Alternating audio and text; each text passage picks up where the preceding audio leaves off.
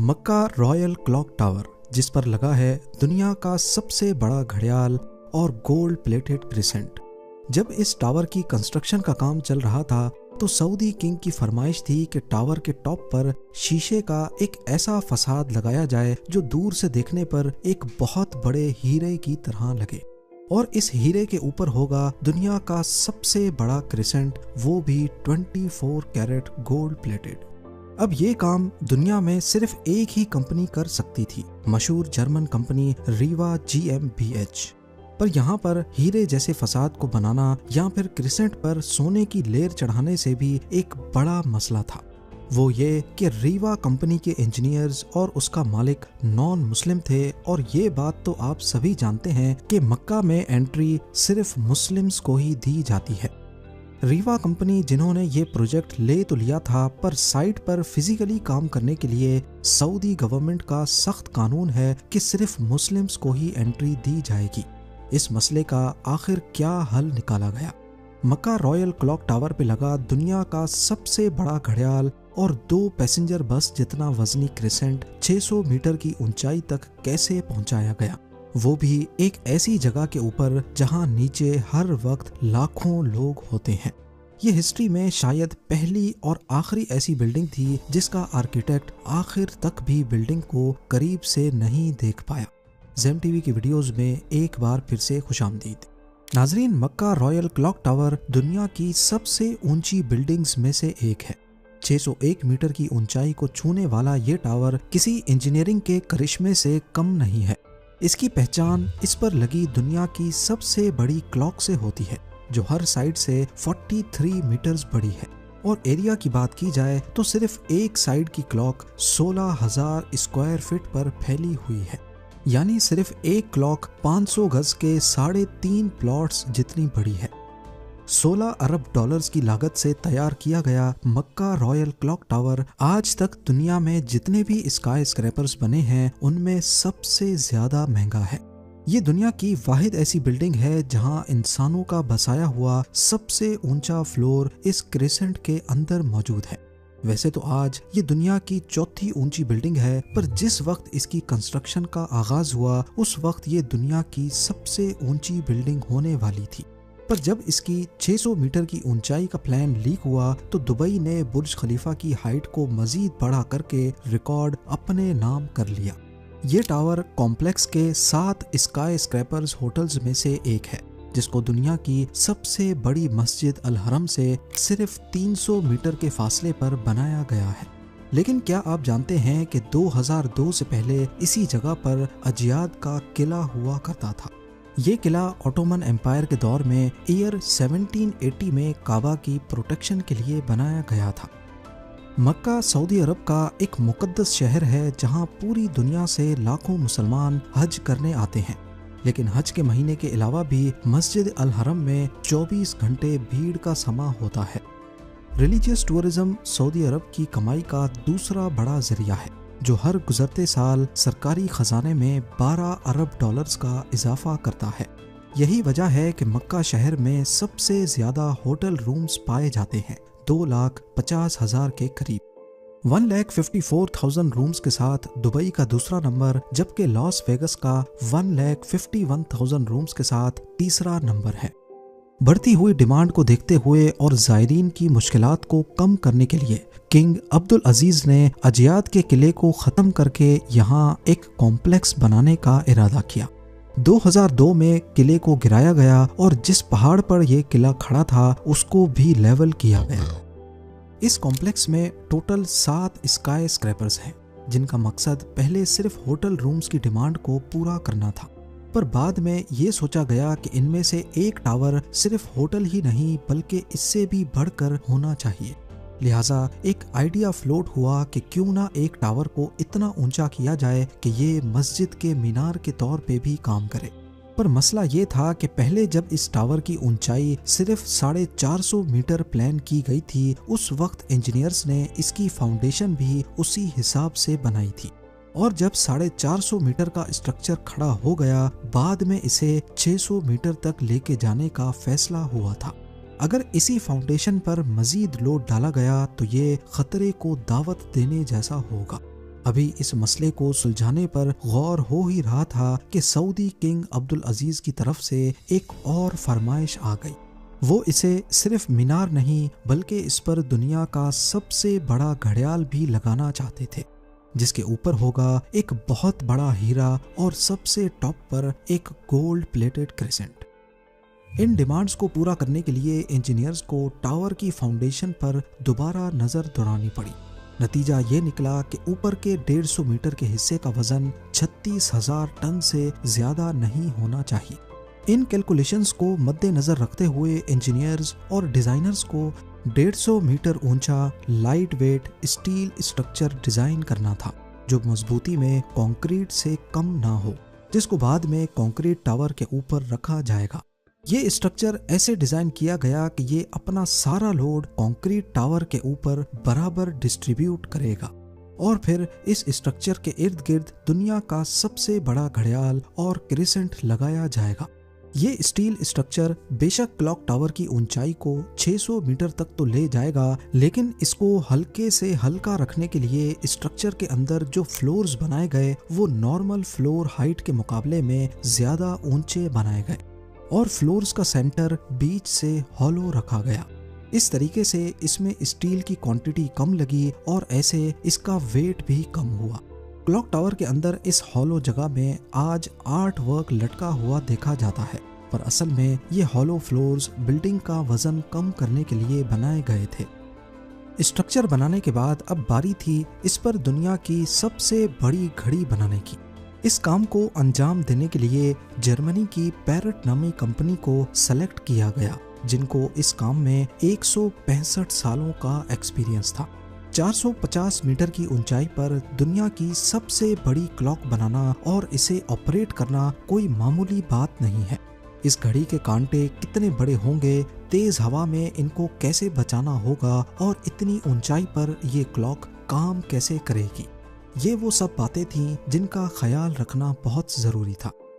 इन सब में सबसे बड़ा चैलेंज इस घड़ियाल के कांटे थे। इनको ऐसे डिजाइन करना था कि ये तेज हवा में उखड़ ना पाए। इस घड़ियाल का बड़ा कांटा 23 मीटर जबकि छोटा कांटा 17 मीटर लंबा रखना था। यूं समझ लें कि बड़े कांटे को अगर सीधा खड़ा किया जाए तो ये ऊंचाई में 5 स्टोरी बिल्डिंग का मुकाबला कर सकता है। 600 मीटर की ऊंचाई पर हवाएं 200 किलोमीटर पर आवर से भी ज्यादा तेज चल सकती हैं, जो इस कांटे को बड़ी आसानी से उखाड़ सकती हैं। और ऊपर से टावर की चारों साइड्स पे अलग अलग घड़ियाल होंगे जो इस खतरे को और भी ज्यादा बढ़ा सकते हैं। पहले तो ये सोचा गया कि इन जायंट कांटों की टिप को एक पटरी नुमा रिंग से कनेक्ट किया जाएगा, लेकिन क्योंकि इस रेलिंग में मूविंग पार्ट्स बहुत ज्यादा होंगे तो ये खतरा भी जाहिर किया गया कि ये क्लॉक की मेंटेनेंस को बढ़ा देंगे।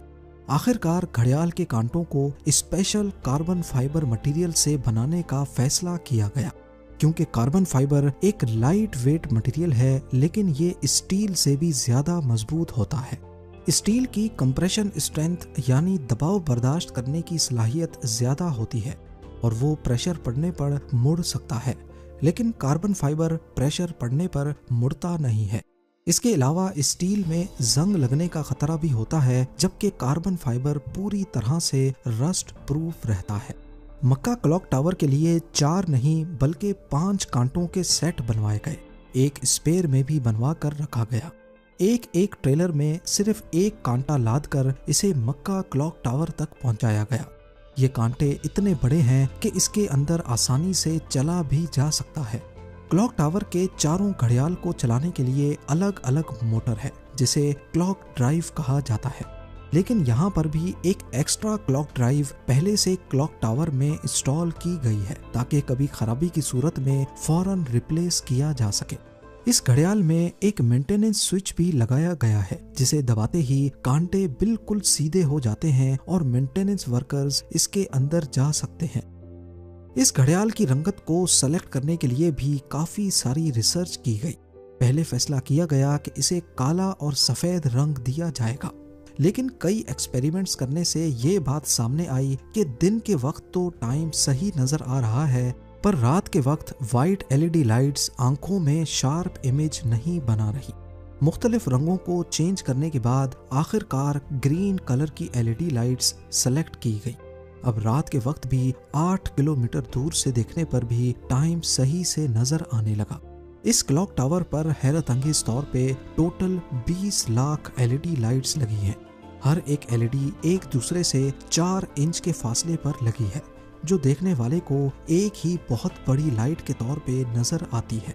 इन 20 लाख LEDs को भी स्पेशली मक्का के गर्म मौसम को नजर में रखते हुए बनाया गया, जिसमें 1 साल से भी ज्यादा का वक्त लगा।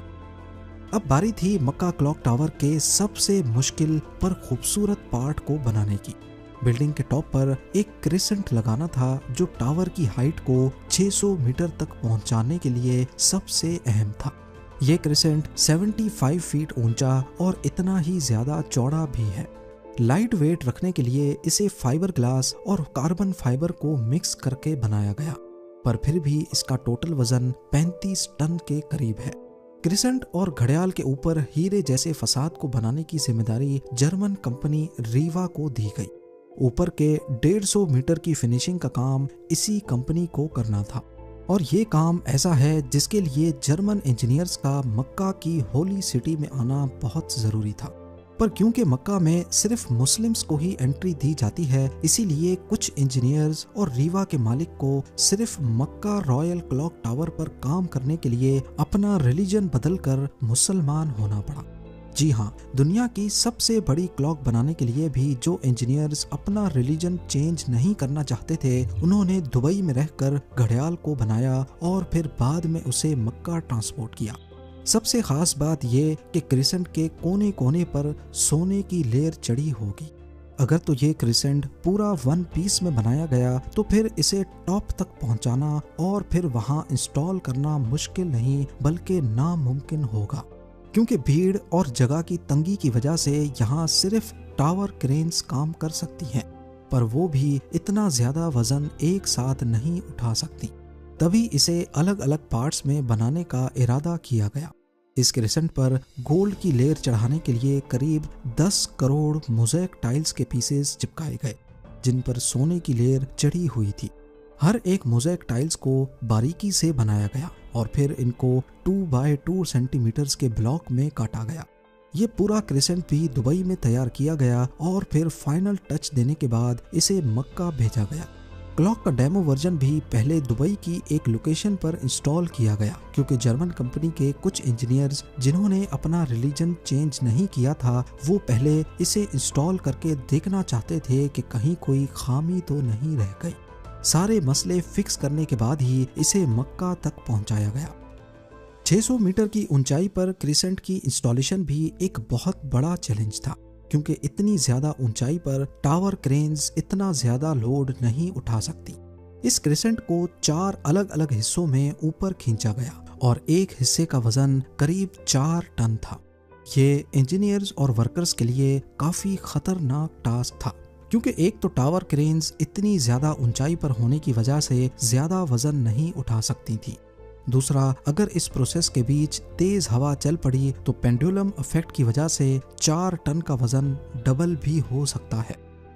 फिर वही हुआ जिसका डर था। ठीक उस वक्त जब क्रिसेंट का एक हिस्सा हवा में था, अचानक हवा चल पड़ी। आखिरकार कुछ वर्कर्स ने इसे रस्सियों से पकड़कर हिलने से रोका और फिर इसे पोजीशन में लाकर फिक्स कर दिया गया।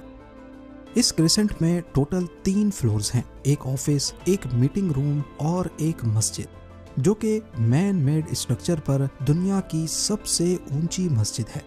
आज ये क्रिसेंट मैन मेड स्ट्रक्चर पर इंसानों का सबसे ऊंचा बसाया गया फ्लोर भी है।